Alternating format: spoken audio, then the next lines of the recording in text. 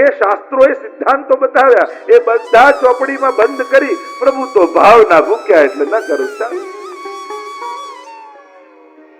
આ બધું જ મૂકી દીધું. અને બીજી વાત બહુ વાપરી આપણે. બીજું શું કહે? મારું દિલ ચોખ્ખું છે, પછી મારે બીજું ક્યાં કરવાની કઈ જરૂર છે? હું કોઈનું દુખાવતો નથી, હું કોઈને હેરાન નથી કરતો, પછી મારે ક્યાં પાઠ કરવાની માળા કરવાની જરૂર? અરે તું કે છે દિલ ચોખ્ખું, પાડોશી પૂછ તો ખબર પડે.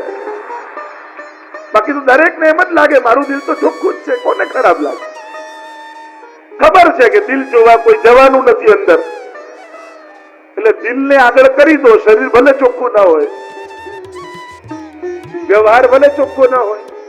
આ બે વાતે એટલું બધું હિન્દુ ધર્મને નુકસાન પહોંચાડ્યું છે કે આપણે આ કરી બધી શાસ્ત્રોની આજ્ઞાઓ બંધ કરી મૂકી દીધી. ભાવના ભૂખ્યા કરી કોઈ નિયમ સિદ્ધાંત પાડવા તૈયાર નથી થતા. આપણે ભાવના ભૂખ્યા.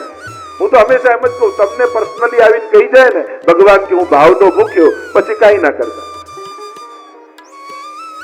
જો આ બધા ભાવના ભૂખ્યા ભક્તો માટે છે. આપણે ભગવતી થઈ નથી ગયા, આપણે ભક્ત બનવાની પ્રોસેસમાં છીએ. જે દિવસે ભગવતી બની જઈએ પછી કઈ કરવાની જરૂર નથી. પછી તમે જે કરશો એ પ્રભુ સિવાય. અને લોકો પાસે એવા કોટ પણ ગોતી લાવે ગીતાજીમાંથી, ભાગવત પત્રમ પુષ્પમ ફલમ તોયમ યો મે ભક્ત્યા પ્રયચ્છતિ તદહમ ભક્તિરુતમ અસ્નામિ પ્રયતાત્મનઃ. પત્ર પુષ્પ ફલ જે પણ ભક્ત ભાવથી ધરે એ હું આરોગું છું. પણ ભક્ત ધરે એ ભૂલી જઈએ. યો મે ભક્ત્યા. આપણે ભક્ત થયા નથી, આપણે ભક્ત બનવાના પ્રોસેસમાં છીએ. જે દિવસે ભક્ત બની જઈએ પછી પ્રભુને કોઈ સાધનની આવશ્યકતા નથી. પણ ભક્ત નથી ત્યાં સુધી ભક્ત બનવાના બધા સાધનો કરવા. દિલ ચોખ્ખું કરીને આપણે બધું જ મૂકી દઈએ. અરે દિલ ચોખ્ખું થઈ ગયું હોત તો તું ભગવાનની આગળ જ બેઠો હોત. ભગવાન પાસે જવાની ઈચ્છા નથી થતી, એ જ પ્રમાણ આપે છે કે હજી તારું દિલ ચોખ્ખું નથી થયું. જો ચોખ્ખું થઈ જ ગયું હોત તો જેનું અંતઃકરણ પવિત્ર થઈ જાય એ ભગવાનથી દૂર રહી જ નથી. આ જ પ્રમાણ. અને એટલે મહાપ્રભુજી કહે વૈદિકત્વમ અને લૌકિકત્વમ આ બંને કરવા. જો પ્રેમ ભગવાનને કરવો, પણ પ્રેમ પૂર્વક વ્યવહાર સંસાર સાથે કરવો. સંસાર સાથે એટલો પ્રેમપૂર્ણ વ્યવહાર કરો કે દરેકને એમ લાગે કે અમારી જોડે તો બહુ સારા સંબંધો, અમારું તો બધું જ સાચું હો. ભક્તિ એ રીતે કરો કે સંસારના લોકોને નિંદા કરવાનો મોકો ન મળે. કારણ કે હજી આપણે કોઈ સુરદાસ કુંભનદાસ નથી થઈ ગયા કે કોઈ ગમે તે બોલે ને આપણને અસર જ ન થાય. આપણે તો મનમાં એ ચાલે છે, આપણે છૂટી નથી શકતા. અને એટલા માટે એવો પ્રેમપૂર્વક વ્યવહાર સંસારને કરો કે એને એમ લાગે કે અમને બહુ પ્રેમ કરે. પણ વૈષ્ણવ જાણે કે મારો પ્રેમ તો શ્રીનાથજી બાબા માટે છે. એ બધો જ પ્રેમ પ્રભુ માટે બચાવીને રાખે. એટલે સંસાર માટે બુદ્ધિ વાપરવી અને પ્રભુ માટે હૃદય વાપરવું. બુદ્ધિનો ઉપયોગ એ રીતે કરો કે મન બગાડવાનો વારો જ ના આવે. આપણે બુદ્ધિ નથી વાપરતા એટલે મન બગડે. એટલે બુદ્ધિ ઉપર આપીને હૃદય નીચે આપ્યું કે પહેલા બુદ્ધિથી સંસારને એવું વ્યવસ્થિત કર કે તારું મન ભગવાન માટે બચી જાય. અમારે તો જયારે વિશ્વજી પણ જયારે અંતિમ સમયમાં સ્તુતિ કરતા પ્રભુને કહે છે, પ્રભુ આ બુદ્ધિ આપના માટે બચાવીને રાખી છે.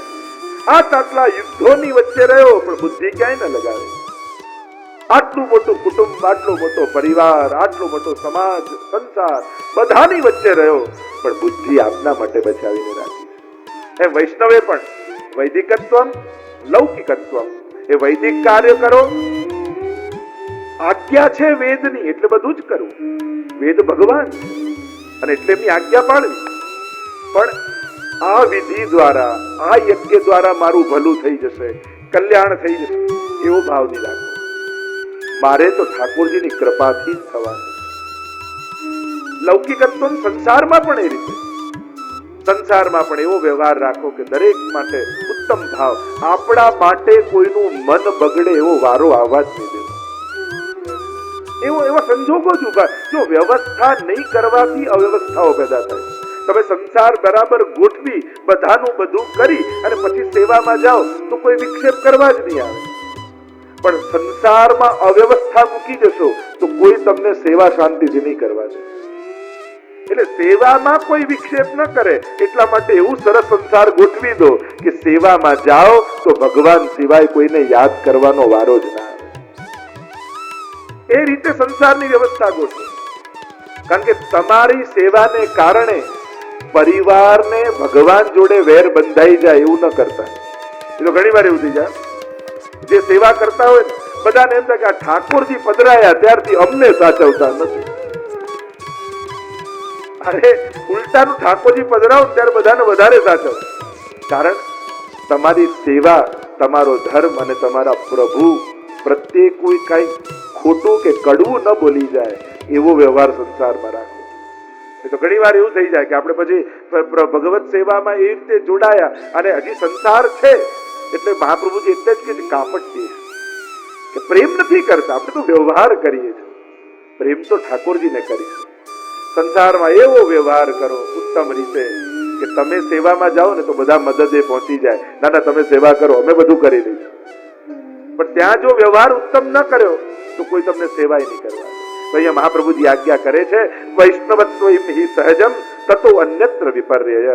અને એટલા માટે વૈષ્ણવતા એ બહુ સહજ છે, બહુ સ્વાભાવિક છે. એનો ડોળ ન હોય, એનો દંભ ન હોય, એનો દેખાવ ન હોય, એનું પ્રદર્શન ન હોય. વૈષ્ણવતા આપણી વૃત્તિ બની જાય. પ્રવૃત્તિમાંથી એ પ્રવૃત્તિ ના રહે, એ વૃત્તિ બની જાય. સહજ વૈષ્ણવતા સ્વાભાવિક. પછી તમારી આંખો વૈષ્ણવની, તમારા કર્ણ વૈષ્ણવના, તમારી જીહ્વા વૈષ્ણવની, તમારો વ્યવહાર વૈષ્ણવ. વૈષ્ણવતા તમારા વ્યક્તિત્વ સાથે જોડાઈ જાય. પછી એક પતિ છો તો વૈષ્ણવ, એક પત્ની છો તો વૈષ્ણવ પત્ની છો, એક ભાઈ છે તો વૈષ્ણવ ભાઈ છો, એક બહેન છે તો વૈષ્ણવ બહેન છો, એક બિઝનેસમેન છે તો એક વૈષ્ણવ બિઝનેસમેન છો. એક વસ્તુ યાદ રાખજો, સંસારમાં જાગેલા પ્રશ્નોના ઉકેલ જો વ્યક્તિ બનીને કાઢવા જશો ને તો ઉદ્વેગ થશે, પણ વૈષ્ણવ બનીને ઉકેલ કાઢશો તો જીવનમાં શાંતિ આવશે, આનંદ આવશે, પ્રસન્નતા આવશે. એટલે જ્યારે પણ જીવનમાં પ્રશ્નો જાગે ત્યારે વ્યક્તિ બનીને ન વિચારતા, નહીં તો રાગ દ્વેષ પેદા થશે. ત્યારે એમ વિચારવાનું કે આવા સંજોગોમાં એક મહાપ્રભુજીનો વૈષ્ણવ સેવક શું કરે. અને જ્યારે આત્મામાંથી અવાજ આવશે ને વૈષ્ણવે તો આમ જ કરાય, વૈષ્ણવે તો આવો જ જવાબ અપાય, અને વૈષ્ણવ બનીને પ્રત્યુત્તર આપશો તો જીવનમાં આનંદનો ઉદય થઈ જશે. મહાપ્રભુજી સમજાવતા આ પુષ્ટિ પ્રવાહ મર્યાદા ભેદને મહાપ્રભુજીએ જુદા જુદા પ્રકારથી કેવા પ્રકારની સૃષ્ટિ, કેવા પ્રકારનો માર્ગ અને માર્ગ પ્રમાણે કેવું ફલ મળે એ સમજાવતા હવે સમય થવા આવ્યો છે આજના